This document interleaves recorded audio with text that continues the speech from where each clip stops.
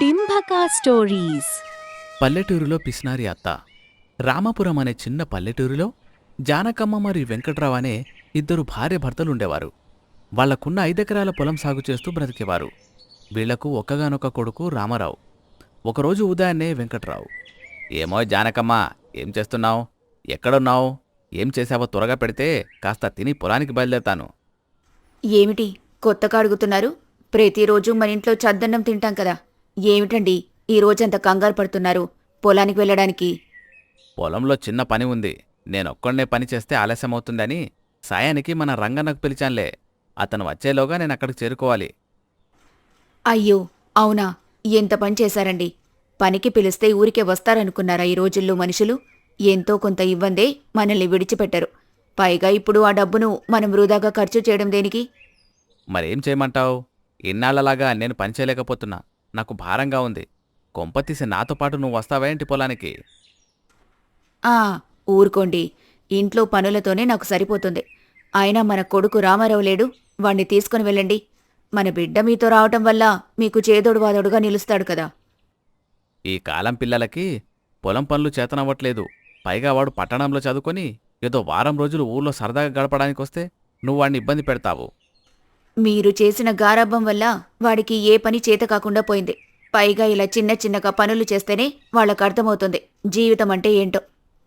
ఎలా అయితేనేం నీ మాట జరగాలి అంటావు. డబ్బు ఖర్చు చేయడం ఇష్టం లేదని మాత్రం ఒప్పుకోవు. సరే, వాణ్ణి నాతో తోడుగా తీసుకుని వెళ్తా. అలా వెంకట్రావు కొడుకు రామారావుని తీసుకుని పొలానికి బయలుదేరతాడు. అక్కడ పొలంలో పనిచేస్తున్న నాన్నను చూసి, నాన్నా, ఎందుకు నీకంత కష్టం? చిన్నప్పటినుంచి పొలంలో కష్టపడుతూనే ఉన్నావు. ఇప్పుడు నేను పెద్దవాణ్ణై పట్టణంలో ఉద్యోగం చేస్తున్నా కదా. మీరింకా ఈ పనులన్నీ మానేసి నాతో పట్టణం వచ్చేయండి. నా మీద అంత అభిమానం ఉన్నందుకు చాలా ధన్యవాదాలు నాన్న. మేం పట్టణానికి వచ్చినా రాకపోయినా నీ మాటలతో నా కడుపు నిండిపోయింది. మన ఊరు మన పొలం వదులుకొని ఎక్కడికి వెళ్తాం నాన్న? ఇంకా మేం చేయాల్సిన బాధ్యతలు చాలా ఉన్నాయి. అందులో నీ పెళ్లి కూడా ఒకటి. సరేనన్నా, మీరెక్కడ ఉంటాన్నా నాకు అభ్యంతరమే లేదు. కానీ ఎక్కడ ఉన్నా సంతోషంగా ఉండాలని కోరుకుంటా. అలా తండ్రి కొడుకులిద్దరూ కాసేపు సంభాషిస్తూ పని ముగించుకొని ఇంటికి చేరుకుంటారు. కొంతకాలం తర్వాత రామారావుకి మంచి సంబంధం కుదురుతుంది. దాంతో జానకమ్మ, ఏవండి, ఎన్నాళ్ల నుండో అనుకుంటున్న కల ఇన్నాళ్లకు నెరవేరబోతుంది. కానీ వీడి పెళ్లికి మాత్రం ఖర్చు ఎక్కువ చేయకుండా ఏదైనా గుడిలో చేద్దాం, లేదంటే వృధా ఖర్చు. ఏమిటి జానకి అలా అంటున్నావు? అయినా మన ఒక్కరి నిర్ణయంతో పనవ్వదు. అమ్మాయి తరపున వాళ్ళు ఒప్పుకోవాలి కదా. అయినా పెళ్లి జీవితంలో ఒక్కసారి జరిగే పండుగ. దానికి కూడా ఖర్చు చేసి అంగరంగ వైభవంగా చేయకపోతే ఎలా? మీరెన్నైనా చెప్పండి, ఖర్చుతో కూడుకున్నది నాకు నచ్చదు. కావాలంటే అమ్మాయి వాళ్లతో మాట్లాడి వాళ్ళు ఖర్చు పెడతానంటే అప్పుడు పెట్టుకోమని చెప్పండి. నీ పిసినారితనమేమో గాని నేను అవతల వాళ్లతో అర్థమయ్యేలాగా మాట్లాడలేకపోతున్నా. వెంటనే వెంకట్రావు వియ్యంకులైనటువంటి సోమేశ్వరరావు ఇంటికి చేరుకున్నాడు. దాంతో సోమేశ్వరరావు, బావగారు బాగున్నారా? ఇలా వచ్చారేంటి? కబురు పంపిస్తే నేనే వచ్చాను కదా.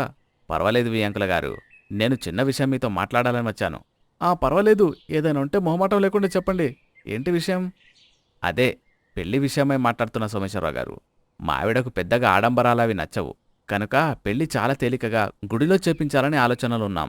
మరి మీరేమంటారు దానికి? అయ్యో వెంకట్రావు గారు, మీకు తెలియదేముంది? సులోచన మాకొక్కగానొక బిడ్డ. తన పెళ్లి అంగరంగ వైభవంగా చేయాలని ఎన్నో కలలు కన్నాం. పోనీ మీరంతలా చెప్తున్నారు కనుక ఓ పని చేద్దాం. చెప్పండి, మీ నిర్ణయం ఏదైనా మేం దానికి సమ్మతిస్తాము. ఎందుకంటే మా వాడికి మీ అమ్మాయి చాలా బాగా నచ్చింది. మన గురించి కాకపోయినా మన పిల్లల్ని దృష్టిలో పెట్టుకుని మాట అంటున్నా.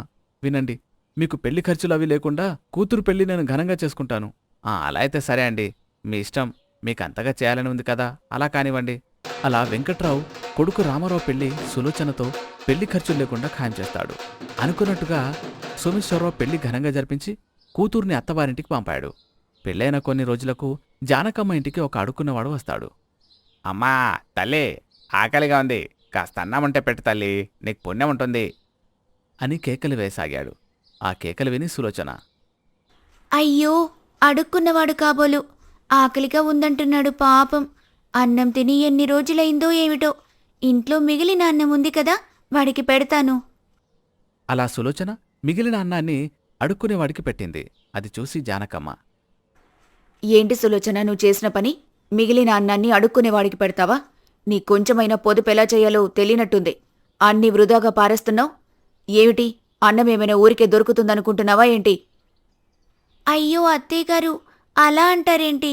ఆకలితో ఉన్న వాళ్ళకి పట్టెడన్నం పెట్టడం కూడా తప్పేనా? ఏంటి మావయ్య, అత్తయ్యన్ని మాటలంటుంటే మీరేమీ అనరు, అలా చూస్తూ ఉన్నారే? ఇదిగో జానకి, కోడలు చిన్నపిల్ల తెలియక చేసింది. అలా చిన్న చిన్న వాటికి కోపగించకు. ఎదుటివారి మనసు నొప్పించకుండా ఏ పని చేయలేవా? ఆ బాగుందండి వరుస. అక్కడికేదో నేను ఊరికే కోడల్నంటానా ఏంటి? జాగ్రత్తగా ఉంటే వాళ్లకే మంచిది కదా, డబ్బులు వృధా కాకుండా ఉంటాయి. ఇదిగో చూడు సులోచన, అత్తయ్య మాటలేమి పట్టించుకోకు. కొంచెం పిసినారి, కాని మనసు మాత్రం వెన్నెలాంటిది. నిన్ను తిట్టాలని, నీ మనసు నొప్పించాలని ఏమాత్రం తనకు లేదు. హ్మ్, అవును మావయ్య, అత్తయ్య చాలా మంచివారే. కానీ ఆవిడ అతి పిసినారితనం వల్ల మనం ఇబ్బందుల పాలవుతున్నాం. ఎలాగైనా అత్తయ్యని మార్చుకోవాలి. చూడు తల్లి, ఏం చేసినా ఇల్లు ఎప్పుడు సుఖ సంతోషాలతో నిండి ఉండాలి. అలా మామయ్య వెంకట్రావు సులోచన మాట్లాడుకుంటారు. కొన్ని రోజులకి వర్షాకాలం మొదలవుతుంది. ఒకరోజు బాగా పెద్దగా వర్షం కురిసింది. దాంతో ఇల్లంతా జారుగా తయారై వెంకట్రావు పడతాడు. దాంతో వెంకట్రావు, అయ్యో, ఎవరైనా ఉన్నారా? ఇంట్లో బయట వరండాలో జారిపడ్డాను. కాస్త నన్ను లేపి నిల్చోబెట్టండమ్మా. అయ్యో, నడుము కూడా కాస్త కదిలినట్టుందే. ఆ కేకలు విని సులోచన, అయ్యో మావయ్య గారు, ఏమైంది? అలా ఎలా పడిపోయారు? కాస్త జాగ్రత్తగా అడుగులు వేయలేకపోయారా? అంటూ మామయ్యకు సాయం చేసి లోపల మంచం మీద కూర్చోబెడుతుంది. ఇంతలో జానకమ్మ అక్కడకు చేరుకుంటుంది. ఏమైంది ఈయనకు? ఎప్పుళ్ళేంది పగటిపూట మంచం మీద పడుకున్నారు? అమ్మ సులోచన, ఏమైందమ్మా మీ మావయ్య గారికి? అయ్యో అత్తయ్య, ఇందాక మీరు పూజలో ఉండగా మావయ్య ఆరు బయట కాలు జారిపడ్డారు. దెబ్బలు బాగా తగిలినట్టున్నాయి. దగ్గరలో ఉన్న డాక్టర్కి చూపించాలి. ఎందుకులే, అవి చిన్న దెబ్బలే అయి ఉంటాయి. ఈ నొప్పి మందు రాస్తే నయమైపోతుందిలే.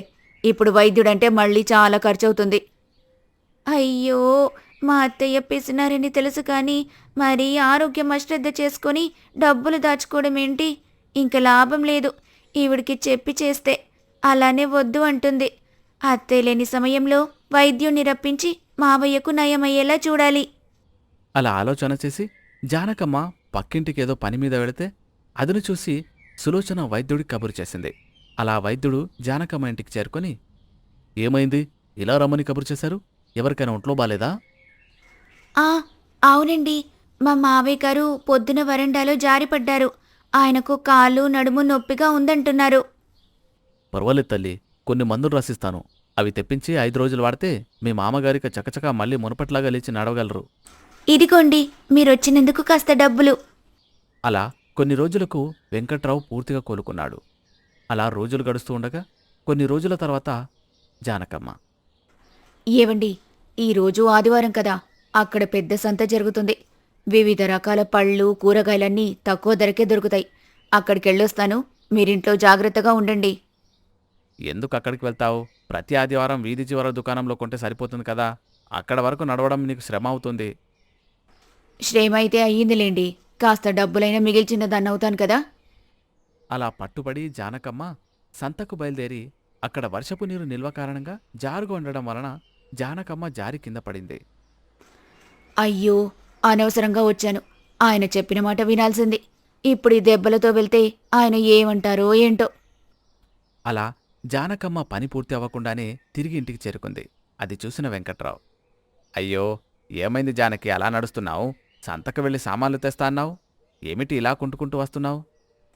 ఏం చెప్పమంటారండి, ఇలా వెళ్ళానో లేదో అక్కడ జారుగా ఉండటం, నేను కింద పడడం, అంతే. అప్పట్నుండి కాలు ఒకటే నొప్పి. త్వరగా డాక్టర్ని పిలవండి. ఆ మాటలు విని సులోచన వచ్చి, అయ్యో అత్తయ్య, ఇప్పుడు డాక్టర్ని ఇంటికి పిలిస్తే చాలా పెద్ద మొత్తంలో ఖర్చవుతుంది. ఎందుకు చెప్పండి వృధా ఖర్చు? ఏమిటి సులోచన నీ మాటలు? కాలు బెనికి నేను నడవలేని స్థితిలో ఉంటే ఇప్పుడు ఖర్చు అని వెనకడుగేస్తున్నావేంటి? రేపటి నుంచి నేనింట్లో తిరగకపోతే పనులెలా జరుగుతాయి? కదా అత్తయ్య, ఇప్పుడు మీకు అర్థమైందా? డబ్బులు ఎప్పుడు ఖర్చు చేయాలో తెలిసిందా? మీ వరకు వచ్చేసరికి డాక్టర్ అవసరమయ్యాడు. కానీ ఇలాగే మొన్న మావయ్య గారు కింద పడితే నొప్పి మందిచ్చి నయం చేసుకోమన్నారుగా. తప్పైపోయింది తల్లి, నేనెంత బుద్ధి తక్కువగా ఆలోచించానో నాకిప్పుడు అర్థమైంది. ఇంకెప్పుడు నా పిసినారితనంతో ఎవ్వరినీ ఇబ్బంది పెట్టనులే. ఈ మాట అన్నారు, బాగుంది. ఉండండి, ఇప్పుడే డాక్టర్కి కబురు చేస్తాను. అలా వైద్యుడు వచ్చి వైద్యం చేయగా కొన్ని రోజులకి కాలు దెబ్బ నయమైంది జానకమ్మకు.